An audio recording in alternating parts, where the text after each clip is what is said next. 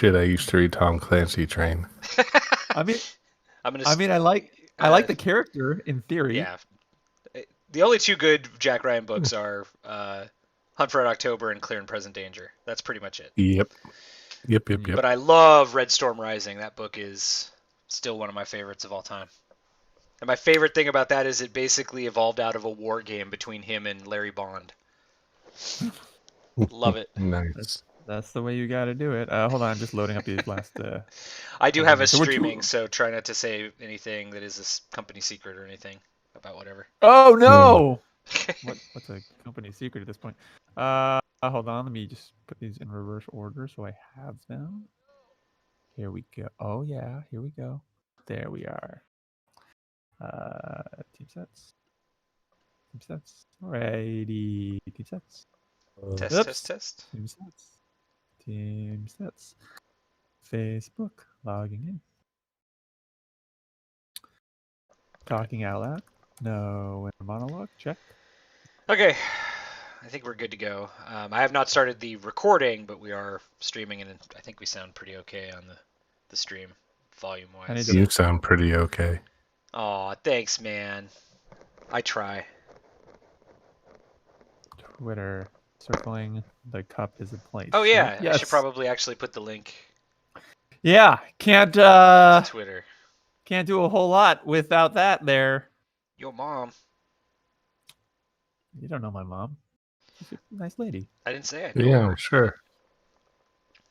All right, we are streaming. Come listen to an hour of crying.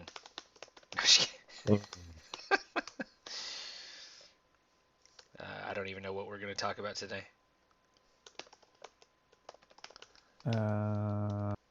Yeah. All right.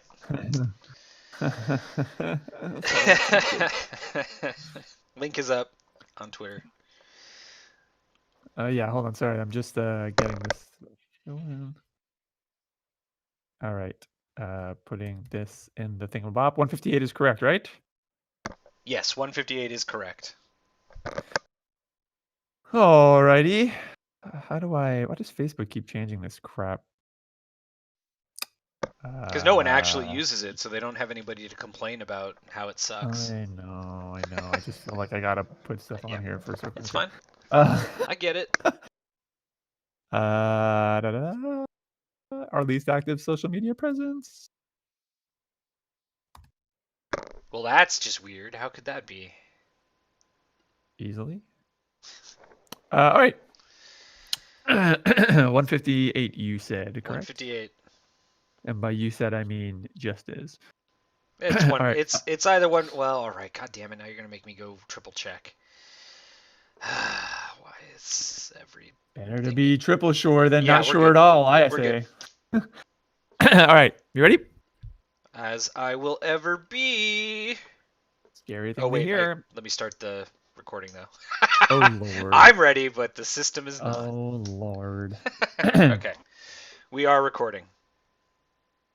Hello and welcome to Circling the Cup, San Jose Sharks podcast, episode number 158. And whoa, did you think the Sharks were going to get better?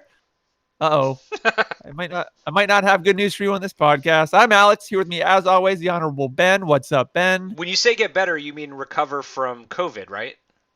Well, considering Hurdle's still out, technically, no. And live via carrier pigeon, via satellite, via Starlink internet, thanks to Elon Musk. Colin, what's up, Colin?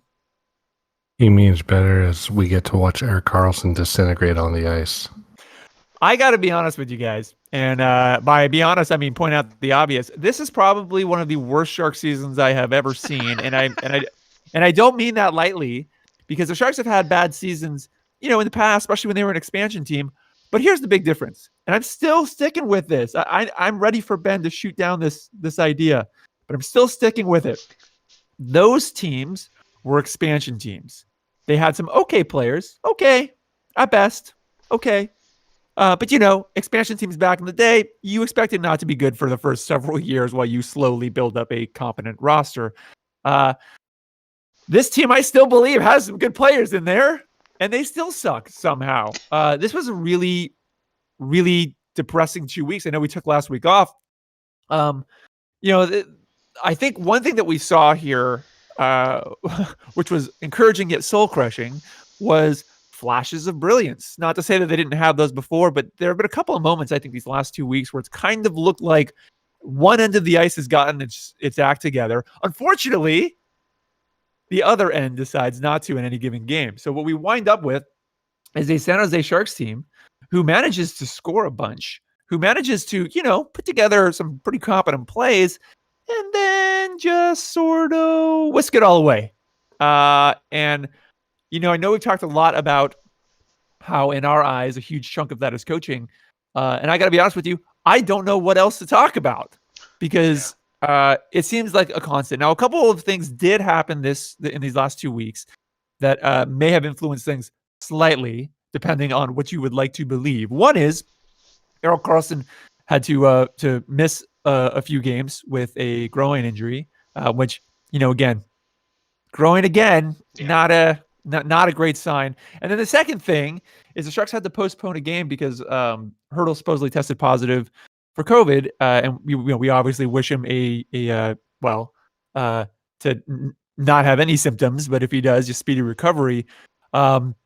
But even with those two things playing factors in and out of some of these games, it didn't seem to make a huge difference here. I mean, the Sharks are just going to kind of roll forward through this season. And, the thing that I keep getting asked, and I'm sure you guys do too, is Seattle. Who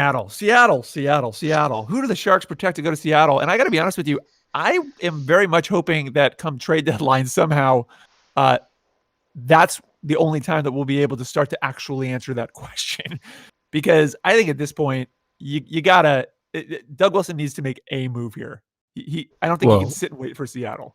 Wait a second. Don't get my hope up, because as far as I'm concerned, we're in a room with no doors for like at least 3 years. I listen. I'm not arguing with you, but I think if you are the thing that gets me about the Seattle question is not that I don't understand, how the Sharks can and protect and not protect players and what they will cross their fingers and hope for potentially in that scenario.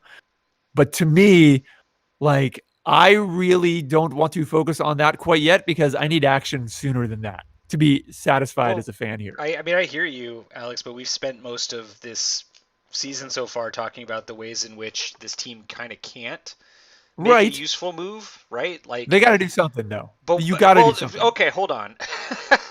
You got at this point, you cannot literally. I understand that they have contracts that are borderline untradeable. Don't get me wrong. I still see the realities of that scenario, but they are right now, and I'm sure Doug Wilson's trying to do things behind the scenes. I'm sure of it because he's a general manager and that's what they do. But like, I can't continue to watch this team in this state without seeing some sort of move in some direction, be it a coaching change, which isn't going to happen. Yeah.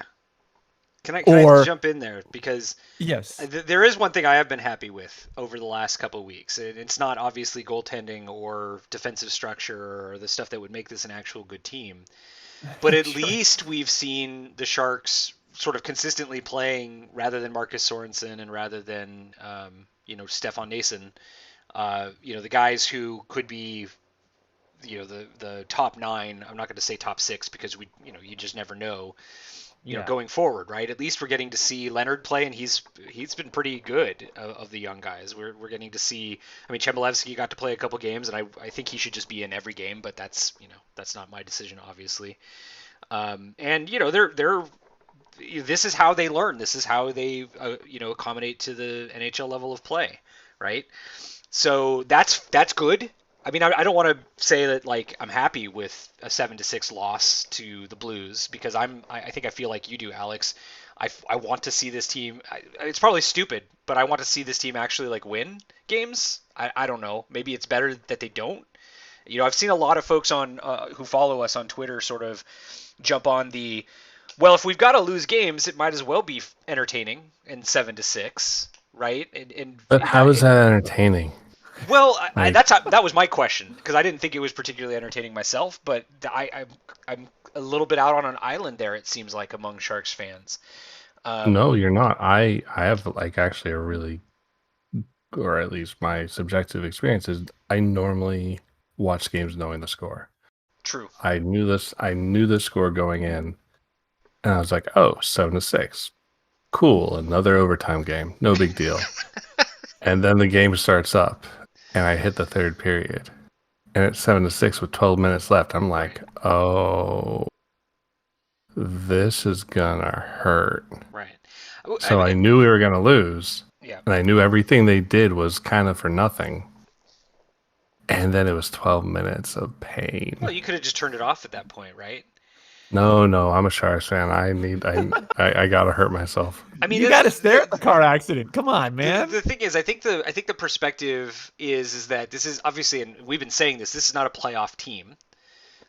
It doesn't really make sense to try to be a playoff team. This is a team that needs to be, figuring out what it's got going forward. And I agree, in principle, Alex, I agree with you.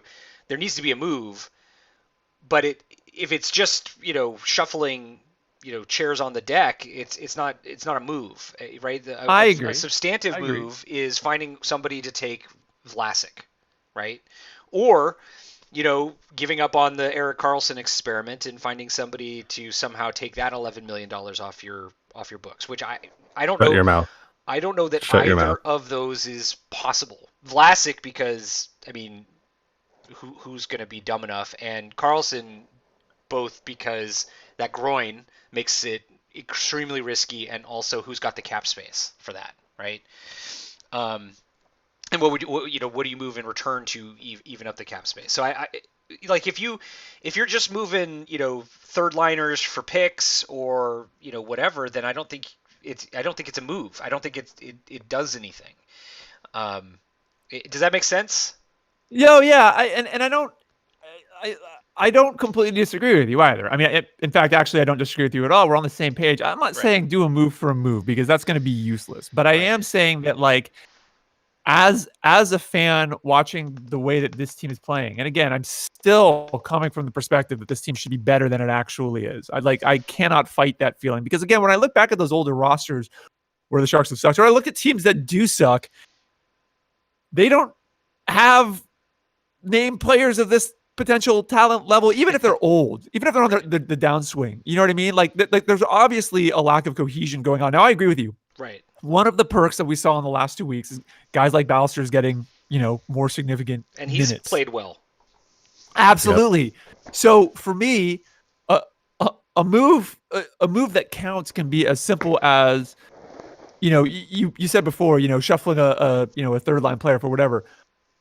If we're bringing in a veteran, I agree, does not count to me at all. Fair. But if we're identifying slowly, hey, like, these young kids that we're giving time for starting to shine, we need to slowly start, moving pieces that will support those. Then that's really more what I'm looking for. And it doesn't have to be, it doesn't have to be a big splash. Now, I agree with you. In a perfect world, we would do something significant that would free up significant cap space for the future, or that would, move a player undo the mistakes, right? We need the Omega 13 device. Yeah. Here's the thing, though. Here's the thing, though. Is much like you, I don't believe that that's going to happen or will easily happen. Actually, I don't want to say I don't believe that will happen, because I do believe that come trade deadline, there will be something. Now, I don't think it's going to be earth-shattering significant. I also don't think the Sharks need to, like, the other mistake I see a lot of fans make right now, at least when they're texting me or writing me, is, they're like, we have to get rid of all 6 of these players. And my reaction is that would be nice. I don't think that's realistic. And maybe you don't need to get rid of all 6 of those players because, again, I think if you watch the way the Sharks are playing right now on the ice, look, you can dislike Kane for a million reasons. That's fine. But Kane is putting up effort and points. And, what the Sharks may need, realistically, outside of better coaching, is a shuffling a bit of that supporting cast to find one that fits together better than what they currently have. Now, my preference, like yours, I'm assuming, Ben, would be to skew younger in that. I don't think picking up veterans makes any sense, but I think that, like, I don't believe and I won't believe, and maybe I'm just being blind and stupid at this point, but I just don't believe that all of these players are this bad or this inconsistent or need to be this bad or inconsistent. I do believe that the coaching can't figure out how to put it together, and I do believe that we probably have the wrong assembly of pieces. So I don't necessarily want the Sharks to fight to keep their window open, because I do not believe at this point that that window is open. But I do believe that the Sharks can avoid potentially a long stretch of crappy seasons if they make some of those moves to stock, the surrounding characters, making sure that those work together well, and then continue to play and support them. Now, here's the crappy part. I don't think any of us can envision a world where Doug Wilson can get away with firing the coach and not, see consequences there on his standing within the franchise, because you don't hire a coach and then fire him within X amount of months. That's not a good sign. That's usually this GM is out of ideas and know what he's doing, out of the door. And I understand that. But again, be it the collection of players that we have and how they fit together, or the coaching itself, I don't really know, because I'm not in that locker room. That's a change that I would have really preferred to have seen. Well, would have fresh eyes. We know coaching is a problem, because these coaches can't figure out how to, get the defense to actually play defense. I guess let me go back to the thing we all disagree with, but I've seen in the in our followers of the. But wouldn't it be better, right, to have these the young players getting confidence, scoring goals, blah blah blah blah blah, losing 7-6, because at the end of the day, losing in regulation means a better draft pick, and maybe a swifter kick to the rebuild. If Alex, you're saying that this is a rebuild at this point, right? Do people recognize that the NHL is going to change how the lottery system works? Like, they've already said that, right? So I don't really like the whole idea of the idea of tanking and getting what you want. That really applied pre-lottery days. There's no guarantee that that's what you wind up with. Right. And I think that's something that people need to recognize. Yeah, but even if it's not like the second or third pick in the draft, it's still something the Sharks have not gotten a lot of in the last 20 years, which is a top 10 or top 15 pick, which is still where you find, for the most part, the players who matter, right? I mean, that's where Logan Couture was. He's our, current best player, for all that implies. That's where Timo Meier was. And again, I think there might have been better guys on the board still when Meier was picked, but he developed into, a pretty damned good, power forward, right? And he's starting to find his form a little bit this season, which is also encouraging. Right. So if we're talking about how do you restock for 3 or 4 years down the road, the quickest way is to get one of those guys in the top 10.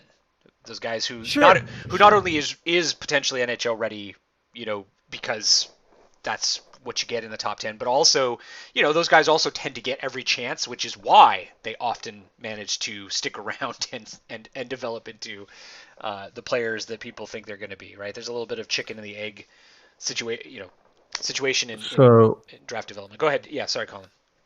Well, the question I have is there anything a different GM can do with the situation we're in? And is there any, there anything gained by getting Wilson out earlier? Yes. Let's be insane and say before the trade deadline. Okay, yeah. Go. I'm gonna say yes to both, because first of all, a new GM is going to have a fresh perspective on each of these players and will be in a better position to evaluate what they have than I think Wilson at this point. And it's not a slight on Wilson. He's been in this system for forever. It's tough to shake expectations at that phase. 2, a new GM would have the ability to change the coaching staff. And again, this is something that I don't really think that Wilson in his current position can do. Now, maybe he's got a better relationship still with ownership than we would expect him to, I don't really know. That would trouble me a little bit, I think, at this phase if we're finding this acceptable from an ownership standpoint. But those two things right there, those would be huge, I think, because I don't think at this point, I think Doug Wilson, again, I think he did a tremendous job of building rosters that probably should have made it to Cubs. I think he did an amazing job of keeping a window open that should have, and everyone had said, closed a long time ago. Hats off. I mean, as far as our few GMs have been, he's been the better. But I think, look, it's kind of like a job, right? There's something to be said about doing the exact same role in the same group, in the same company for super long. On the one hand, you get lots of learnings. That's amazing. But at another point, you get a little bit blinded by the system that you've been in. You know what I mean? And sometimes when you leave that job or company and you go to another one, even if you're doing the same job, just going into a fresh location gives you fresh perspective, and vice versa, having people come in. Because I think if you look... Wait, so you're saying Wilson's going to go to Arizona and make a Cup team that wins? I mean, look, I'm not going to sit here and predict anything with where Wilson goes or does. I can tell you this much. If Wilson goes anywhere, I don't think he does poorly. I really don't. I don't think he is a bad GM.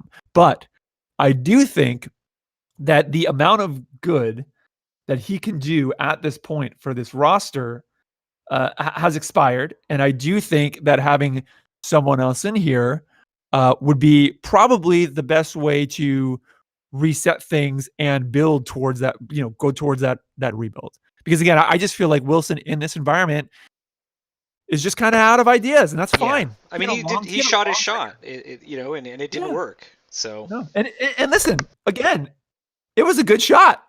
He had a bunch of really good shots. There were issues with injuries going late. That it's hard in the NHL in the playoffs with the way it works. Yes, there were a couple of questionable things with coaches and stuff like that. But look, you ask around the league, he assembled some damn good rosters. He's not a bad GM, but at this phase, I don't really know that he's the one who should continue to be building for the future of this team. And I think he would be better served himself taking an opportunity at a fresh start somewhere else as well. This is probably not the solution anybody's looking for here, but what do you think the possibility is that he gets kicked upstairs into some sort of business role and hands it to Doug Jr.? I don't know that that's better though. No, I'm not saying. Like I said, I don't know that this is the solution. I mean, I'll say one thing, which is, one thing I think the Sharks have not done particularly well is embrace the changing game. Right, I think that's something we've complained about quite a lot, and that's been seen in who they choose as coaches. Right, they have very meathead focused coaches when the league is moving away from fighting and trying to move away from headshots, etc. Right, and it also, I think, shows in player development that they've done some things in player development that look really, really good. They've done a really good job of signing overagers who didn't get drafted, who have developed into pretty useful pieces. I mean, Barclay Goodrow is a great example of that. Yeah. Among other guys, they've done a really good job of finding guys at the tail end of the draft who just, if we fix their skating, that's gonna have an impact. Justin Braun being a perfect example of that. But I mean, even like Pavelski, who's just, we all know what he is. Amazing. What they've failed at is where I don't think the sort of innovative guys in the org have had a chance to really weigh in on, which is when they've got a first round pick. I feel like there's somebody in the org who's like, no, I handle the first round picks, and that's been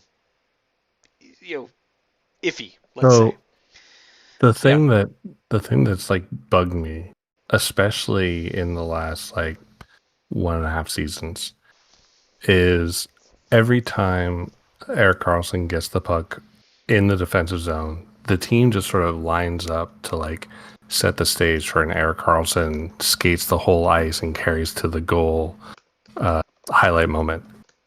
And that kind of feels like that's what the identity of the team is trying to be. This that highlight moment that we've already seen that we just want to see again.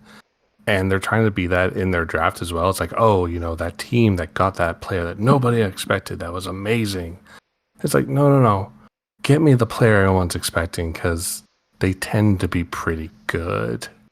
Yeah, that's a problem that I've had. We've talked about that a lot. The Sharks have a tendency to kind of shoot for the diamonds in the rough. Now, they have found a couple of diamonds in the rough. To be fair, I would also say they probably whiffed on a lot more. I mean, I don't think they have had as much a choice but to go for the diamonds in the rough, right? I don't know, but see, no, not true, because in past drafts, they've traded back on guys that were, while not necessarily sure things, Ben, more likely than where they traded back to grab. And there have been moments where they've had a okay pick position and they've chosen a guy off the board for that round. And typically, like I said, that's been kind of like in the high rounds where you don't want to do that, but nonetheless they have. What I'm saying is there's somebody in this organization who has been helping make sure that when that pick doesn't pan out, there are still players in the pipeline that will not necessarily be at the same ceiling, right? But serviceable to serviceable plus NHL players. And my suspicion is that's Doug Jr., honestly, because he's the guy who's been talking about how they can use analytics and modern player tracking and stuff to understand what players can really be, and then focus on developing the stuff that they're missing, right? There's some piece of the org. I mean, as Dave B says in our chat, like what you're talking about is Timo Meier being picked instead of Matthew Barzal. Barzal is a far superior player. We're lucky Timo turned into what he is, right? Because he did not have the same visible upside, even to what he's shown, right? And I too have nothing against Meier, because I love Meier. I mean, I'm way more than happy that Meier is a Shark, but Meier probably would have fallen into the late first round if the Sharks hadn't picked him where they did, right? And I think that's what you're talking about, right, Alex? Well, yeah. So when there's a part of me that agrees with you and a part of me that doesn't agree, right? And that part of me that agrees is the one that goes, hey, we typically don't have high draft picks to begin with. So I agree there. There, you're going to need to find players who are going to punch above their weight. I think the problem is we haven't really done that as well as we like to pretend we have. And so we have passed up a lot of players who, at least from as far as scouting in the past has been concerned, we're more likely to develop into at least decent players. And if you go back and you look at the Sharks drafts, you see a lot of that. Now, obviously, hindsight's 2020, and you have to respect that. But a lot of work does go into scouting and all that, even in the pre-analytics days. And so it's one of those things where I don't.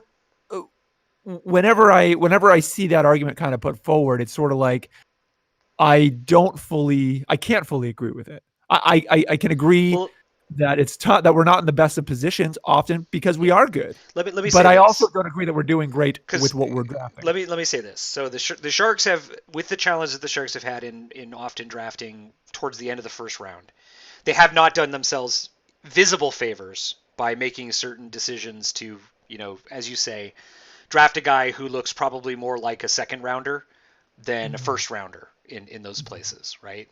Or getting a guy like Chris Tierney when there might have been bigger risks, higher reward players on the board. But if you look at the last 20 years of Sharks draft picks or drafts, they've developed a lot of very good NHL players from that position of weakness. They're ninth in the league in developing serviceable NHL players, right? Yeah. Which is, considering they don't draft ninth, shows that they're doing better than a lot of teams, right? And that has kept them on, at least in a place where Doug can constantly be trying to retool on the fly rather than rebuild. I'm not, as you say, I think we're kind of where that doesn't work. Both are correct. Yes. I mean, and that's the other reason why I don't necessarily feel like moving on to Doug Wilson Jr. is the right move either. In the same way that I didn't feel like hiring this or keeping Bogner, our current coach, on was the right move. It's not that I necessarily think in general he can't coach or he's a terrible coach. He may be totally fine. And I was excited when we brought him back under the prospect that that he would, take over for DeBoer. But at the end of the day, like where the Sharks are right now as a franchise is they just need fresh eyes. Yeah. They just need fresh eyes. But I don't think they're going to do it. I don't think they're going to do it either. And that's what makes it so frustrating. Right. Sorry, we've been talking over Colin, and I think Colin has something to add. Go, Colin. Sorry. Well, no, you guys are hitting all my points. On the draft, my biggest complaint is we'll trade up to choose somebody who we could have gotten later in the draft without getting somebody good. So we could have gotten both. Like, there's a reality. We could have had Barzal and Meyer. But no, we go for this identity that we then don't coach towards, that we then don't construct around. Like, if we are a Evander Kane, Timo Meyer, Hertl team, Erik Karlsson doesn't really belong on that team. Like, we need someone with we need like a Pietrangelo or somebody with size on the backside who can, move the puck. Oh, hey, wait, we've got Burns. So well, I think the difference there though with Erik Karlsson, I think this was the bet that Doug Wilson was making when this trade was available. If you go back and you look at who he was originally targeting, right? It was Tavares. We know it was Tavares. Oh, Tavares.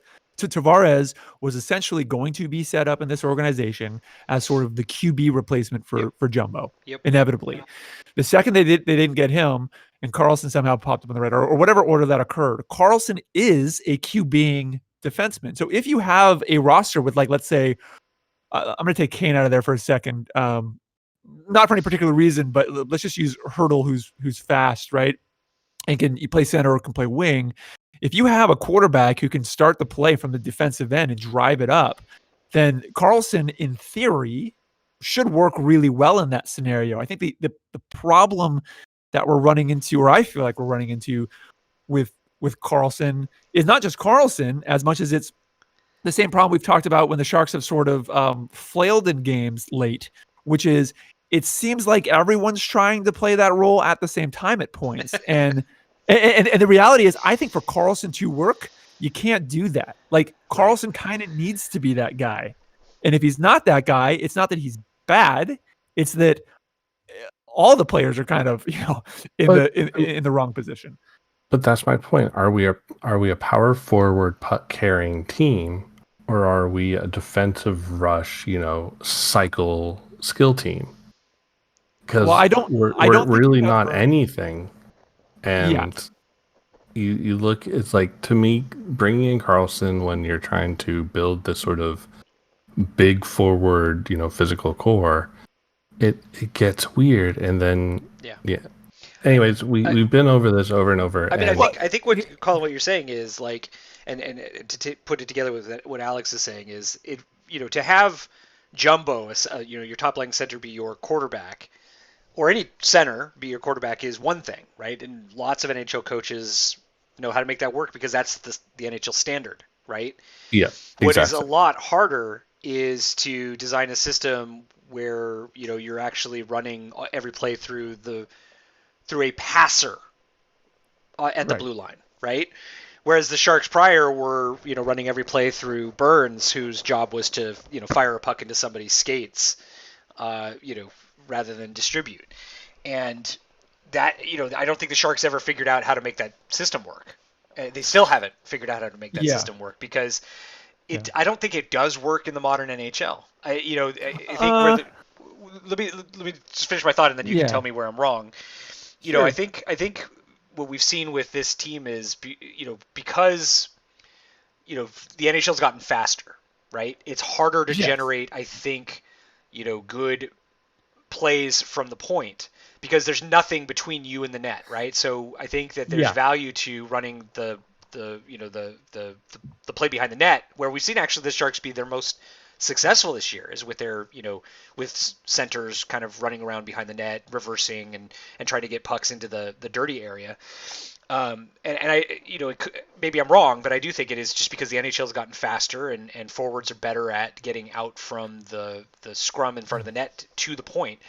And I also think that's partly why the Burns offense started to not work as much. over the last few years, right? It's not just because you could predict that that's exactly where the puck was going, but because, generally everybody's faster now. It's just much easier to get up there and get your skates in front of a shot. That's just my perspective. Yeah, no. Let me chime in there because I have sort of 3 points to make on this conversation here. One, just to touch on Colin's thing, if you have Burns and Karlsson, and you are not looking to have offense at least be driven, not generated by necessarily, but driven by your offensive defenseman, then there's something wrong and you shouldn't have those guys on your roster. Now, my second point, which sort of touches, Ben, what you're talking about, I agree with you and I disagree a little bit. Where I disagree is I don't necessarily think the problem is having play in a faster NHL being driven by the defense. What I do think is a problem, and this is where the Sharks haven't really learned, is I don't think that has to mean from the point. No, it doesn't at all. I mean, and I think that's where the Sharks get screwed up. And the other thing, sorry, I'll let you get your point, but the other thing I disagree with is I agree with you on the Burns tip specifically, but I also don't think it can be discounted just how telegraphed that play had become. Because if you look at the way that teams were lining up against us, right?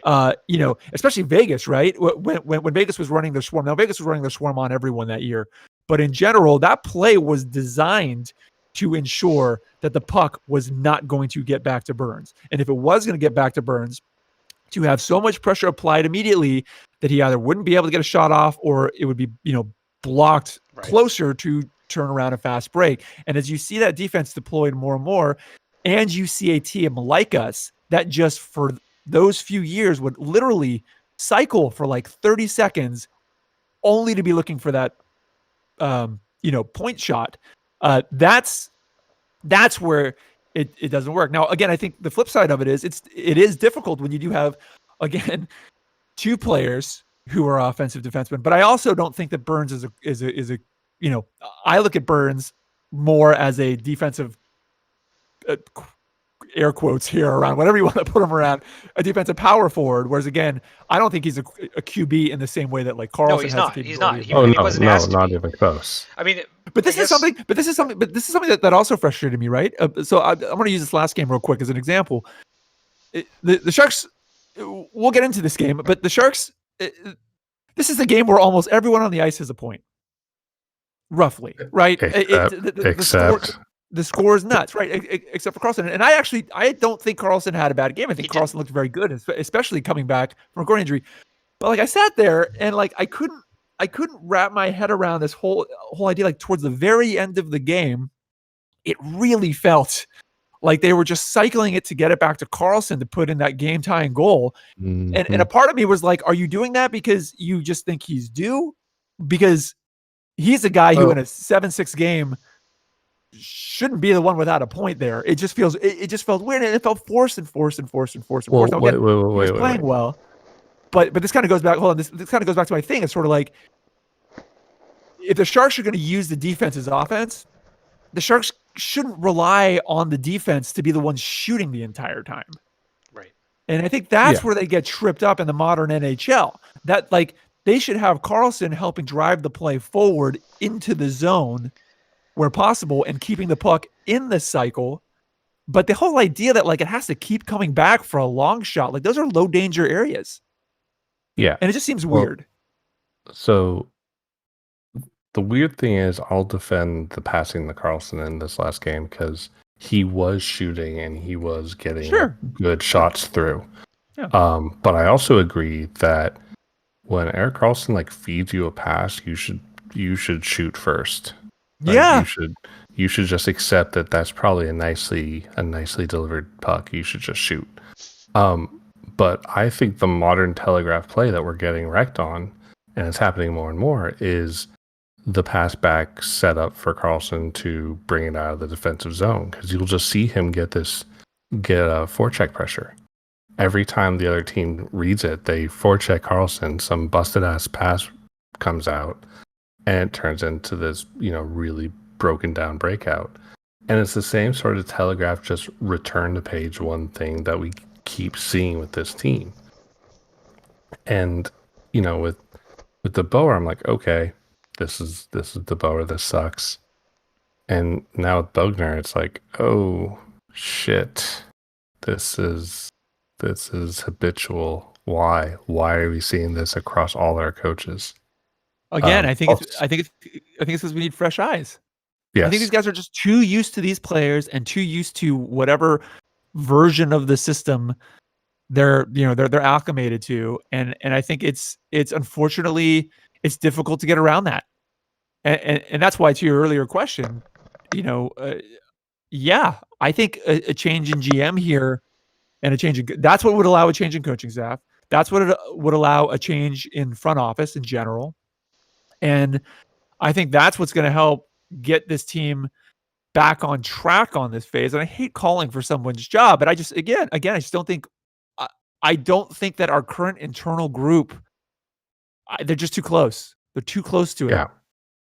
Plus, like, as GM, I would have pushed for Karlsson to not skate in the last game because he had a good game, but he also did not look like he was 100% back.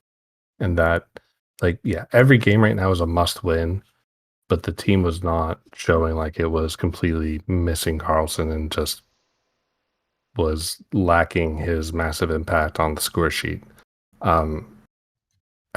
He looked like he was still struggling, and with his contract in term, it'd be nice if he, could play for that whole time.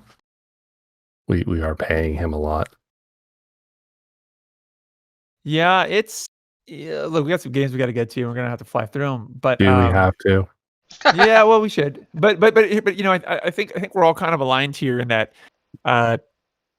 This is a frustrating season, and it's not because they're bad. That's not what makes it frustrating. What makes it frustrating is just trying to understand where they are bad. They're yeah, playing badly. We're okay with bad as long as we can kind of see the direction or light at the end of the tunnel, and it just feels like we're kind of stuck in this, skipping a loop here. The Sharks had a bunch of games. We missed a couple, so we're going to fly through these because I think we're probably going to want to talk about the last one more than the other ones. Sharks also missed a couple. They did, yes, correct. But where we missed, Sharks wound up beating the Ducks by a score of 3-2. They had goals from John Leonard, Kevin Labanc, and Logan Couture. This was on February 15th. They then had a game on the 18th, the first of many against the Blues. Where they lost by a score of 3-2. The Sharks' scores were Noah Gregor and John Leonard. So, Ben, once again, you mentioned Leonard, I believe, in the beginning of this podcast. And starting to fit together. Also, the next game, the Sharks would end up winning 5-4. They keep doing this thing where they're trying to hover around 500 as much as possible, which isn't really helping them. No. But goals from Evander Kane and Logan Couture and Rudolph Spalsters, who's another guy who's kind of since coming back on, I feel is another guy to watch and starting to look good. And also goals from Patrick Marleau and Logan Couture. There was a game in between there, I believe, there was a Minnesota. It went on to play Minnesota. Minnesota, made us look silly, and it was a very annoying game. Sharks would lose that by a goal of 6-2 with goals from Brent Burns, but hey, there was an assist by Balsters in there. And Logan Couture. And then there was a game that was essentially rescheduled due to Tomas Hertl falling victim to the COVID protocols, which was against Vegas on the 25th. That brings us to yesterday's game, which is the game that probably everyone is talking the most about, which was the crazy 7-6 game, which I don't know that I've seen so many call response goals. And by that, I mean one team scores and then the other team fairly closely afterwards scores and comes back. The Sharks would open the scoring 17 seconds into the first period with a goal by Timo Meier. Marco Scandella would score at about 6:08 for the Blues, making it 1-1. Then Evander Kane would score to end that first period 2-1. The second period, again, pretty early on, the Blues would score. Then Timo Meier would score a goal. So I know you're thinking hat trick. The funny thing is, everyone who was texting me during this game was asking about a different hat trick. Brayden Schenn would score, which, would, I'm losing count now, we make it 3-3. Then Evander Kane scores. That's the hat trick everyone was asking me about. No one, I felt funny to me because people were like, do you think Kane's get a hat trick? I'm like, Timo can also get a hat trick technically in this game. There's still time in here. If you're wondering if that happened, no, it's because I think I'm going to make a crash joke here, but I think the Lord needs Kane to play his creditors before he'll give him a hat trick, because that guy had some primo opportunities, and the Blues backup goalie just came up with magic. Well, they also did the Sharks thing and completely fucked up a breakaway that Kane probably should have buried. They did. Look, this would go. The Blues would score. The Blues would score again. LeBanc would score. Logan Couture would score. The Sharks would lose this 7-6. They did have great opportunities towards the end. Again, Karlsson did have some nice shots. I completely agree with what you said earlier, Colin. But, again, it seemed like a lot of passing to Karlsson specifically when, that's a Sharks thing of maybe mid Thornton era where there'd be like a couple of seconds dwindling and they would just cycle. And you'd be like, cool. Someone shoot the puck, though, please.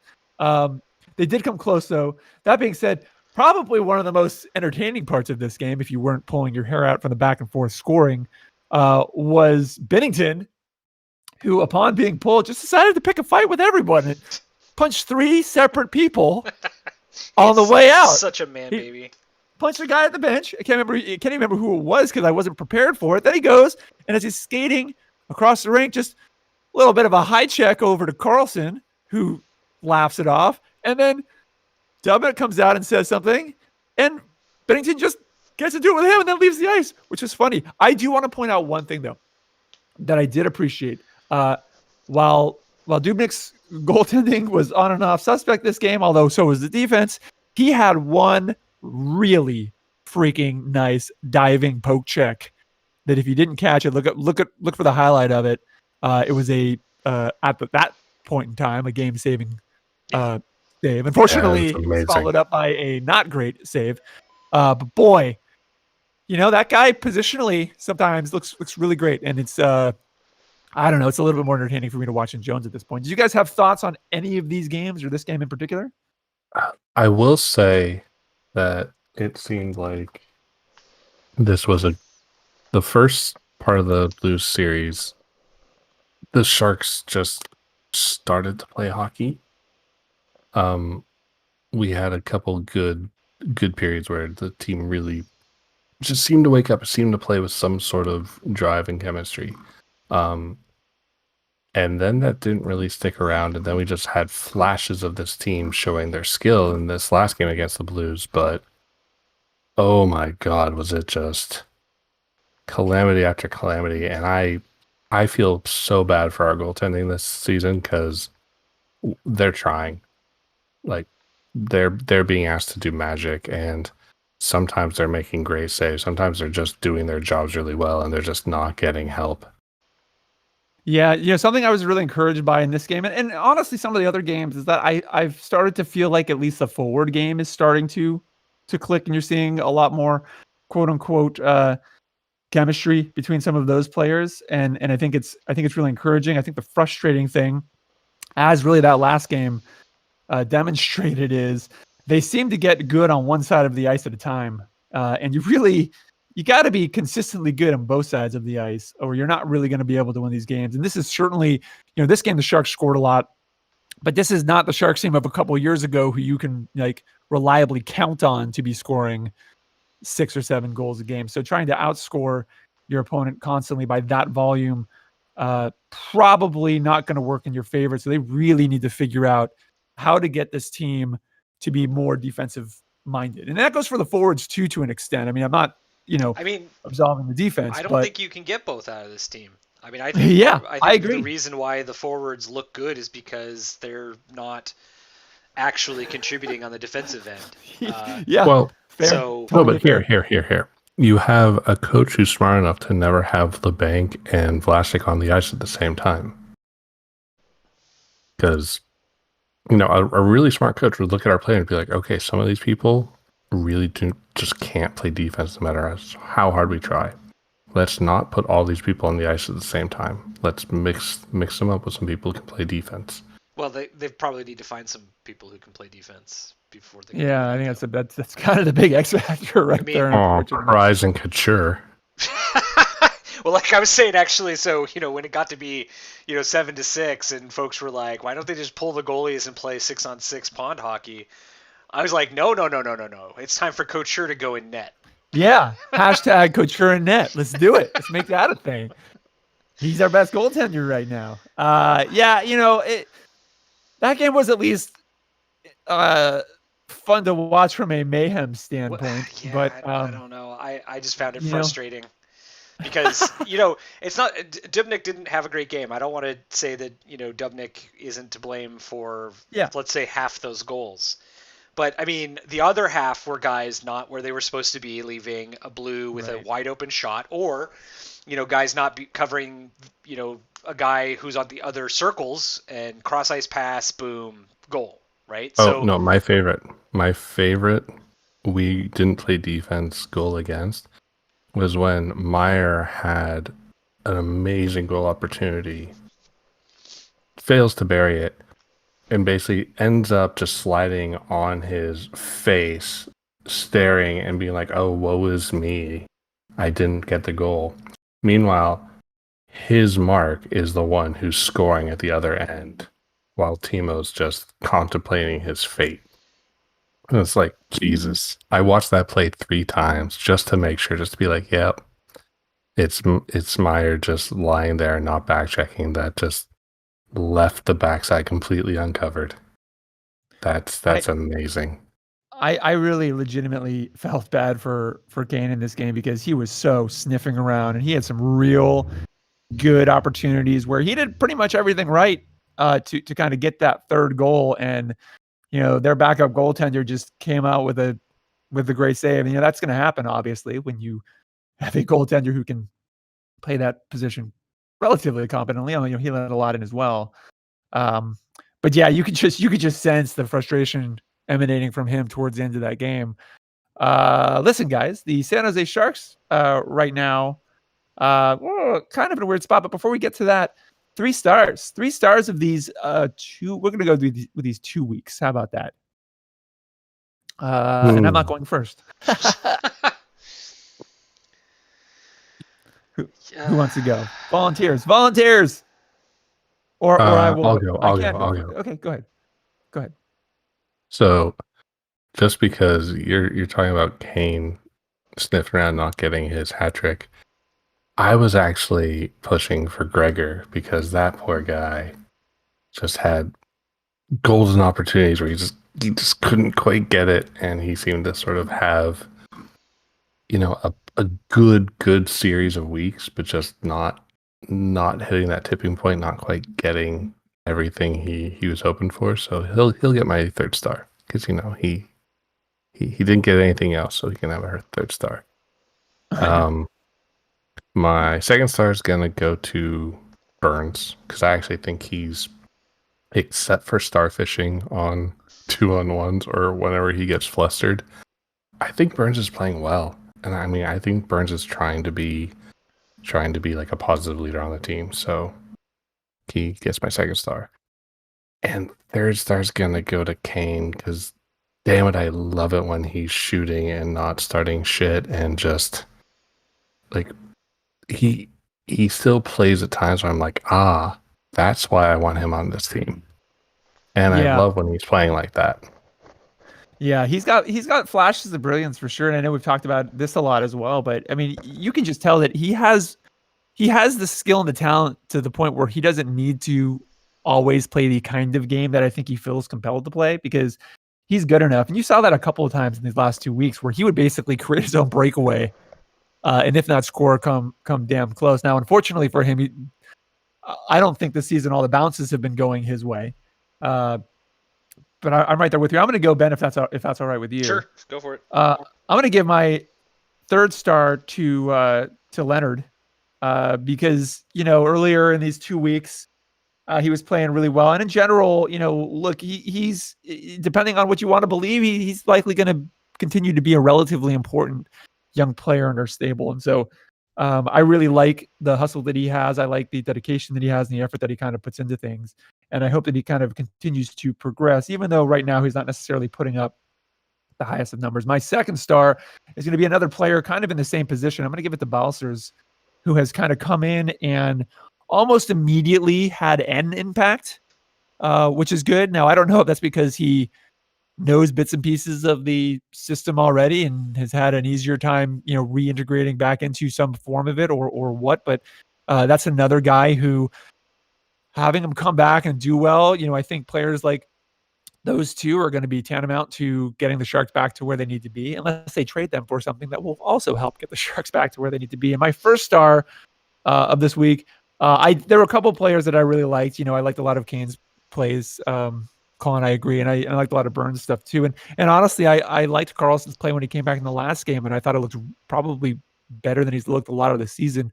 But I'm going to give it to Couture, who, I don't know what kind of leader he is in the locker room. It's really hard to tell. I don't always feel like he's the right person to be captain at the end of the day. But I will say this: he's often the best player on the ice, and for one of our quote unquote star players, I feel like he's the one that is really playing the most toward that. And he needs to continue to do so for, I think, not only the Sharks to not, be even worse laughingstocks, but also I think, it helps.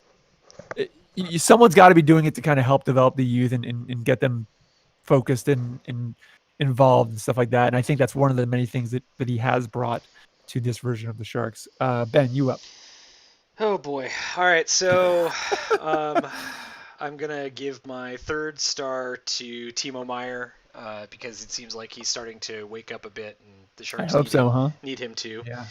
I'm going to give my second star to John Leonard because I think he's just, obviously he's got a long ways to go, but he's, of the young guys, I feel like he's the one who, probably is the most valuable given that he's a center and seems to play a nice shifty center game behind the net. And then I'm going to troll everybody and I'm going to give Erik Karlsson my first star. Because even if his groin is going to explode and he gets 0 points the rest of the way, he's still contributing as best he can. And Sure, let's not break our expensive toys. Come on. Well, what's really funny about that was, we talked the last podcast about how our coach basically said Jones isn't good enough, and then started him immediately. And throughout the week, he was like, he's weeks away. Oh no, it's not as good as we thought. He wasn't looking as good as we thought, and then all of a sudden he's in again. Saturday. It's like what happened to weeks away? Don't get me wrong. Like if he's ready to play, great, and he looked fine to me. But it's still like I suspect the doctors are saying one thing, and he's Karlsson is saying no, I can play. That's the simplest explanation for this.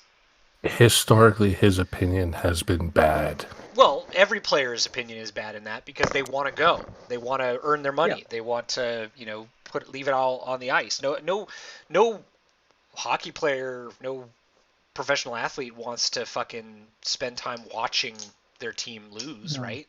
I mean, especially when your spot's up for grabs. Your spot's always up for grabs in pro sports. Yeah. So, you have we saw this with Sharks goaltenders for a long time, right? One Sharks goaltender would go down, and the guy behind him would have a couple of amazing starts, and all of a sudden there's a short tandem, and then another goaltender's gone. So, you don't want to not be playing as a pro athlete. Look, the Sharks are sitting last on the West with 16 points, although they have played less than the teams directly in front of them, which are the Ducks in Arizona, but they are, again, 8th in the West.